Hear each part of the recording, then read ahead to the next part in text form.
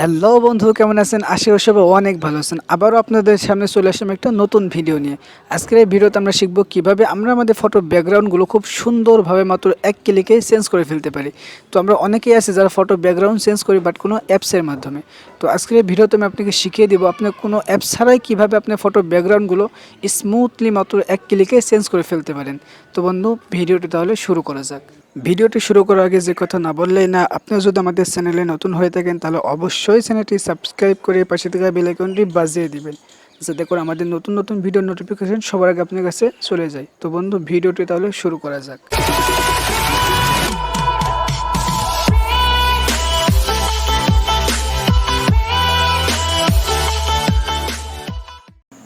তো বন্ধু, আমরা যেহেতু কোনো সফটওয়্যার ইউজ করব না, এজন্য আমরা একটা ওয়েবসাইটের সাহায্য নেব।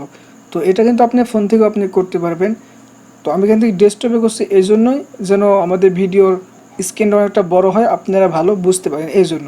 তো ফোনে একই সিস্টেম, আপনি কোনো ব্রাউজার সিলেক্ট করবেন, করার পরে আমি যে ওয়েবসাইটের মধ্যে যাব আপনারা ওখানে গিয়ে কাজটা করে নেবেন। তো আমি এখান থেকে কোন ব্রাউজারটি ওপেন করছি, তারপর এখানে আমি ওয়েবসাইটটির নাম লিখব remove.pg।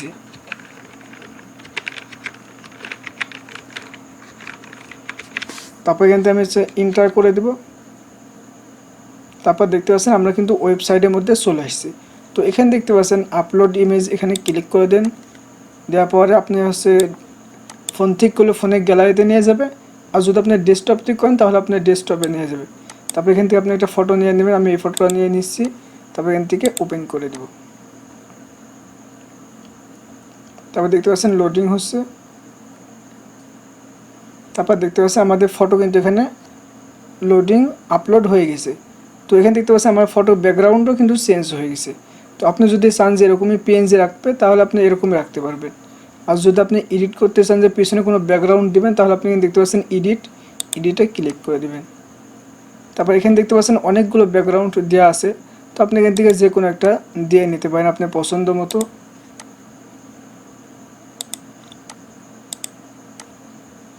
দেখতে পাচ্ছেন অনেকগুলো দেওয়া আছে, আপনি যে কোনো একটা এখান থেকে দিয়ে নিতে পারেন।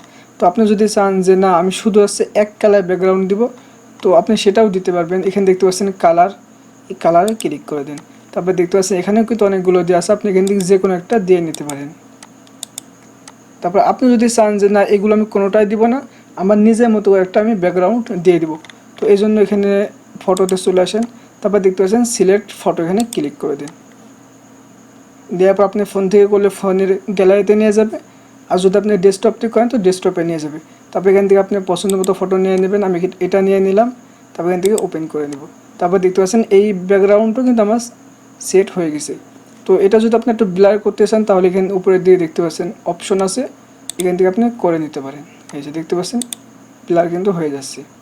তো আপনার সব কাজ মোটামুটি হয়ে গেলে আপনি নিচের দিকে দেখতে পাচ্ছেন ডাউনলোড, তো ডাউনলোডে ক্লিক করে দেবেন। তারপর নিচের দিকে দেখতে পাচ্ছেন ডাউনলোড ইমেজ, এখানে ক্লিক করে দেবেন। তারপর দেখতে পাচ্ছেন আমাদের ফটো কিন্তু ডাউনলোড হয়ে গেছে। তারপর আপনি এখান থেকে এটা কেটে দিয়ে এখান থেকে বের হয়ে আসেন। তারপরে আপনি যেখানে ডাউনলোড আপনার ফোল্ডার হয় ওখানে চলে যান।